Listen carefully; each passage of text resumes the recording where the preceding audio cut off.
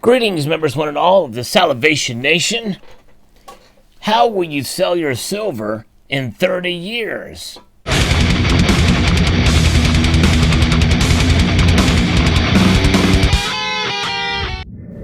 You know, it's a question that many of us in the community may be asking ourselves, as a lot of us here are in the accumulation phase.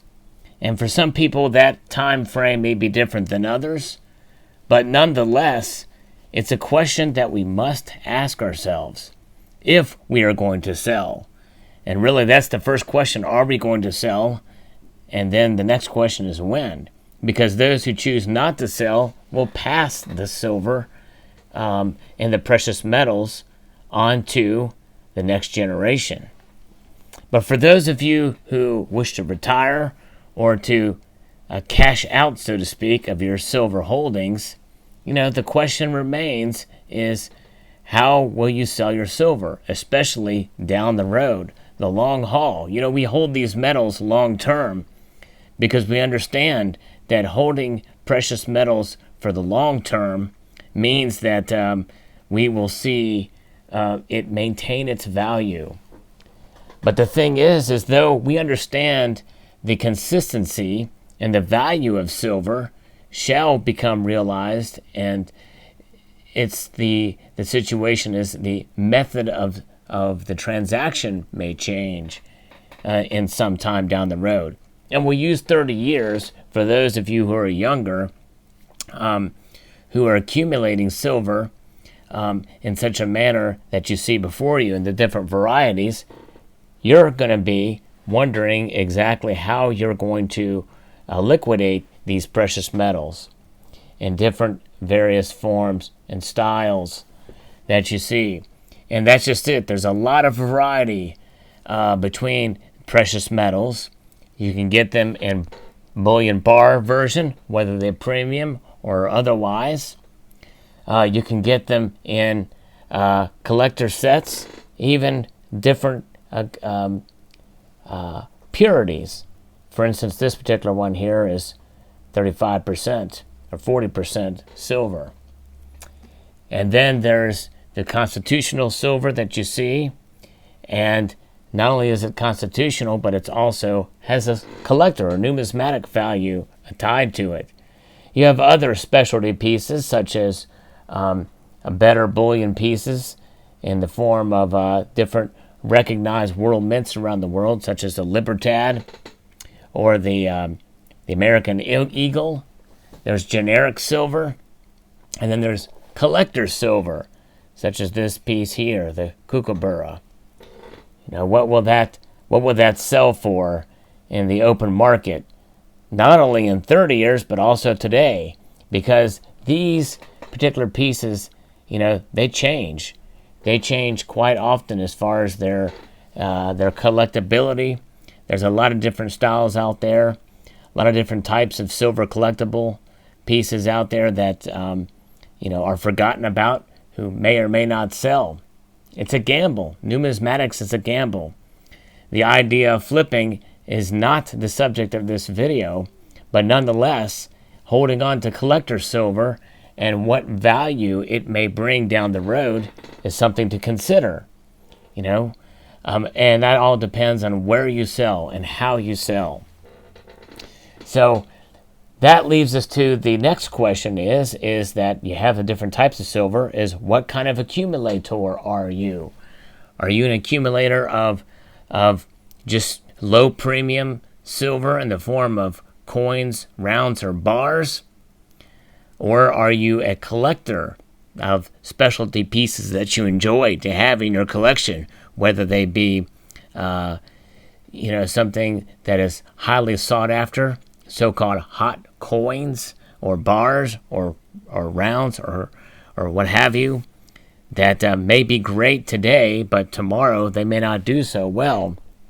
And then down the road they may pick up value again. So there's two different factors really in a simplistic form of how this these transactions can be laid out, whether you're a collector or a pure stacker. You know, you get silver to hedge against economic instability. The collector, though they pay a high premium, they're taking a larger risk because that premium could go away, or it could be greatly reduced, or it could go sky high, depending on the piece. And that is in terms of classic numismatics such as Morgan dollars, peace dollars, standing Liberty quarters, and the like, key dates and what have you. But also modern bullion as well. You're always protected by the intrinsic value that of the silver that is contained in those pieces. So you have sort of a safeguard there, though it may not be much, especially for a very expensive coin or round or bar that you may accumulate. And then there's the low premium, the ones that get silver for the lowest price possible over spot. They don't care what it looks like.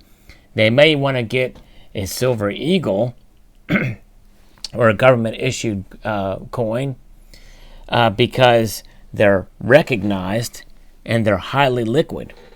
But by and large, silver, as you collect it and accumulate it as a stacker, the lowest premium possible is going to be the best bet. Now, selling in 30 years is going to be a little different, probably, in some cases, because it's been a lot different in the past 30 years. Selling silver today is much different than it was 30 years ago. Much easier, I would say, probably, but it also has some risk involved, presents a different set of problems than it did 30 years ago.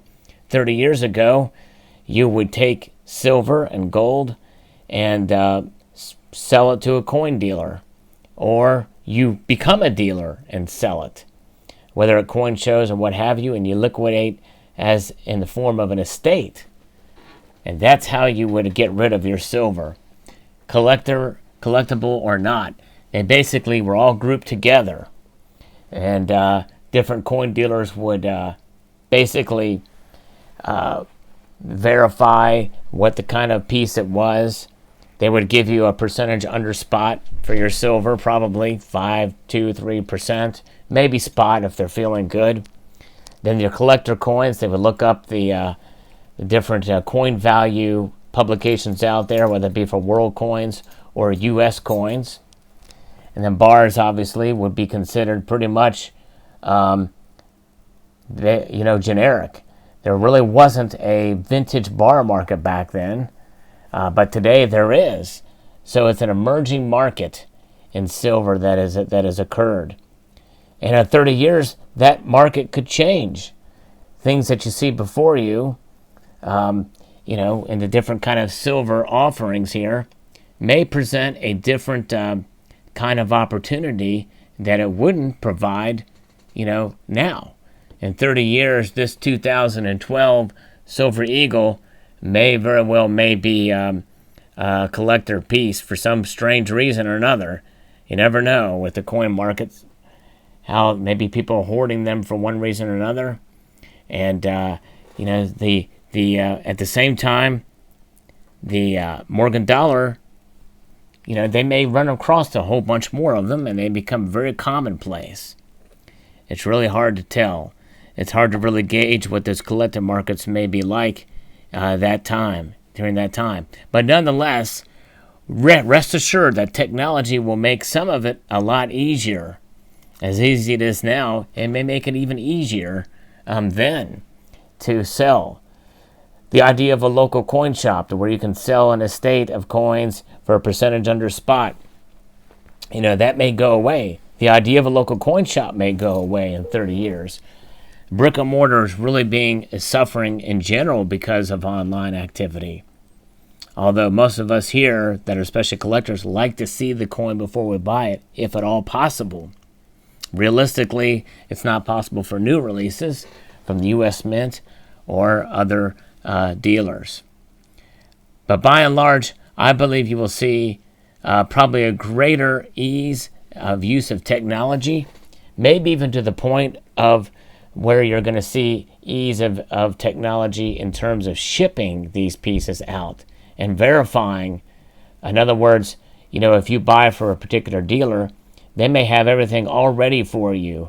They may actually send the box, send the materials to ship, and even maybe even have a verifier that may be extremely cheap, that you pass the silver through so that it can be verified as genuine and real, so that you know that when you ship it out, and they know before it's even shipped out, that it's genuine and real, and you can be guaranteed a price. And maybe one of those things that once it leaves your home or your place from where you ship it, and they see that it's on the road, you get paid instantly. And who knows, maybe the cost, whatever the spot price is of silver in 30 years, maybe those margins will be tighter because things can be done more efficiently and you get more for your money. Or maybe not. It's hard to say in some cases how this will improve, but I do believe the idea of technology and shipping may become easier down the road because more people will be doing it, not just for precious metals, but for other things. Either way, I think silver will be valuable, and people will recognize its value. And I believe in 30 years, just the very fact alone that you have these precious metals in your possession, that they will be worth more in terms of dollars, adjusted for inflation, of course, in 30 years than are now. I strongly believe that silver will not go away. It will maintain its value. In fact, either that or it'll become to realize its value. Now, the same thing can apply to gold as well, I believe, as silver, but silver is, I think, more collected in the community. It's easier to obtain an amount of it to measure as a store of wealth, and I think it'll be liquid, highly liquid, probably even more so because of technology. So post your thoughts below on this particular topic. This was inspired by, I think, a few viewers. I can't remember their names now, but I want to extend a multitude of gratitude to you all for watching and encourage you to please rate, comment, and subscribe.